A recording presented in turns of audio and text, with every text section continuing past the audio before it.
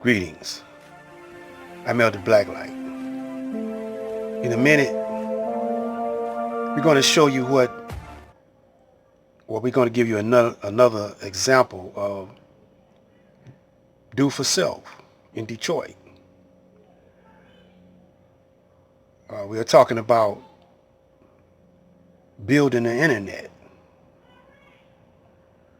from a local organization called Motherboard, and they want to provide poor people with their own internet. But I'm setting this up for something a little more deeper than just do it for self. We're talking about stop being suckers to anybody that hollers black power, black consciousness. Because for one thing, the government and the white supremacists took that over, making money off of it. And they didn't stop anybody with popularity, any YouTuber or anybody with any charisma or following. They didn't stop them with probably threats or money, intimidation or money, either way. And so all your so-called scholars are just going over the same old thing over and over again. And in this day and time, whoever's interested don't even have to go to the library no more to do research. They go on the internet. Now we're going to see the difference between information and knowledge and wisdom and understanding or overstanding. Right now, the difference between information and knowledge is self-explanatory. Information just means to inform. Knowledge means to know. And wisdom has a little deeper meaning. It means you know how to apply information, knowledge, and understanding, which only means a comprehension of all those things. Now, I'm going to get into these brothers later. Polite, Sinetta,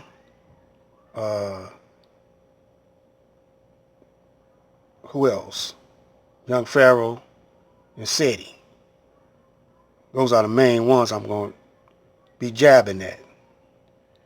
But the Honorable Elijah Muhammad taught this.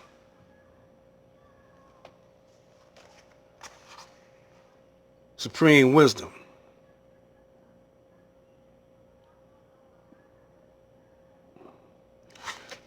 This book right here, this book is raising our consciousness or teaching us how to rule a planet with freedom, justice, and equality, which we presently do not have.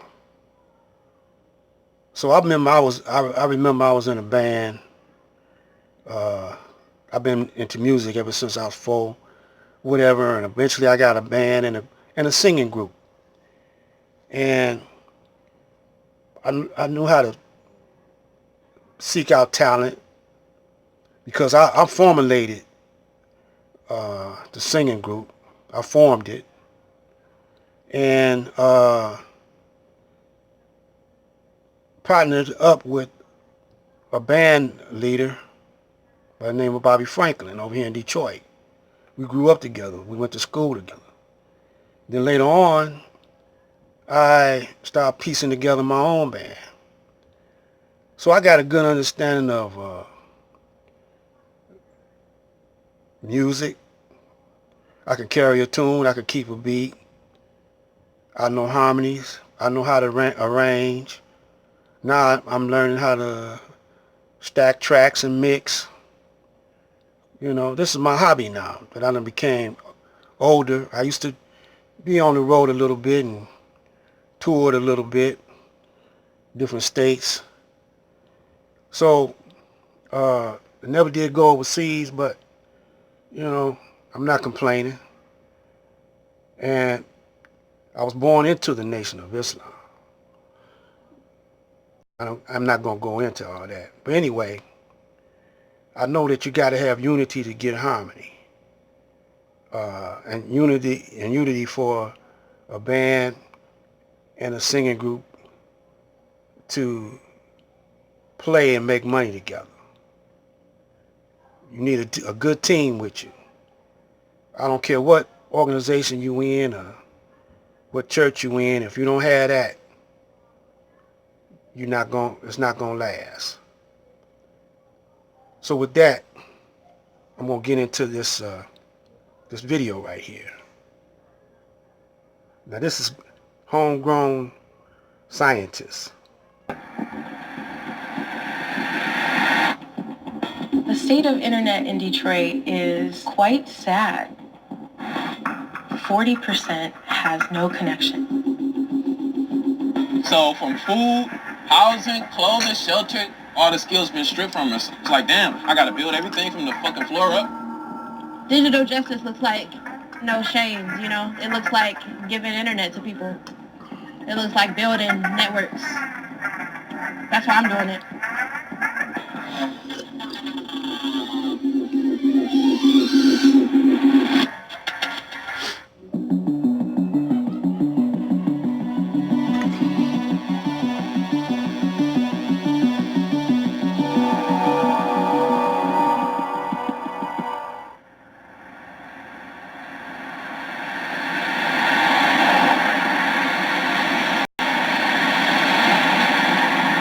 So we've now entered into Southwest Detroit, which is actually where I live. I just recently moved because I got priced out of my neighborhood. So I think that's a big part of the narrative too, is that people are just trying to keep their resources because so much is changing. I'm Diana Nucera. Sounds a little low to me. AKA Mother Cyborg. I've been teaching people technology for as long as I can remember. To me, Mother Cyborg is someone who's supposed to help people come to the realization of the potential of technology. I'm the director of the Detroit Community Technology Project, which is responsible for the Equitable Internet Initiative. Well, you know, Detroit's like one of the top 5 least connected cities in the United States.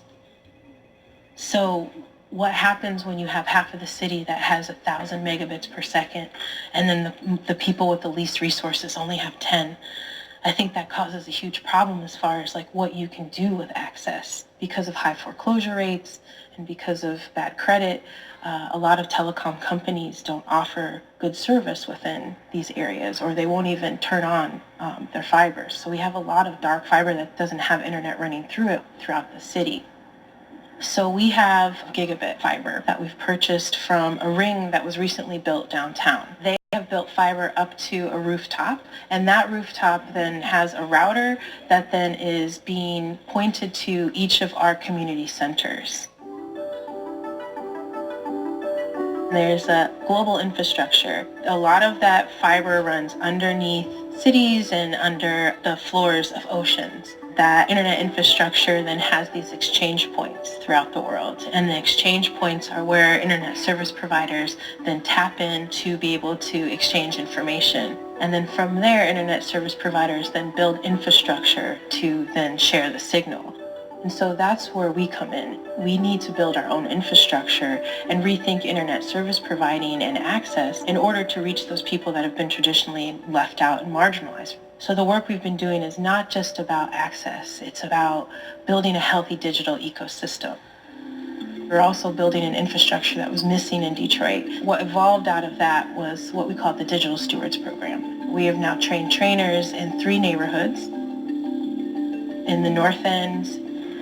So yeah, we just leaving our spot right here. Our AP's on top of this building. We got our drivers right here. We got Gabby right there. We got the young guy Haru right here in the North End. In Island View. This space is the maker space for the church. Share network is down here, as you can see over your computers. Dwight works on like the wiring and cabling. A lot of the manual things that are on the tech side. And then Southwest Detroit. This would be an example of a public space. Some of the neighbors come over and they do their homework in the alley because we can share the Wi-Fi. A lot of the people right now, they currently there's people that go to McDonald's for Wi-Fi. Why not have a public space for people to use it? So we'll have to cut this one short. But we'll pick it up on another day. And what I'm trying to say, what I've been saying all day, is do for self. When you do for self, you got to separate. You can't depend on the establishment, especially if it's a racist institution, such as the United States of America. And here in Detroit, in 1967, we had what they want to call the riots, or you could call it the riots, or it don't make no difference. But it induced a change in the mind and in the attitudes of the people. So next video, we're going to get on these brothers that everybody love, but they ain't real. This is Black Light saying, catch that vibe.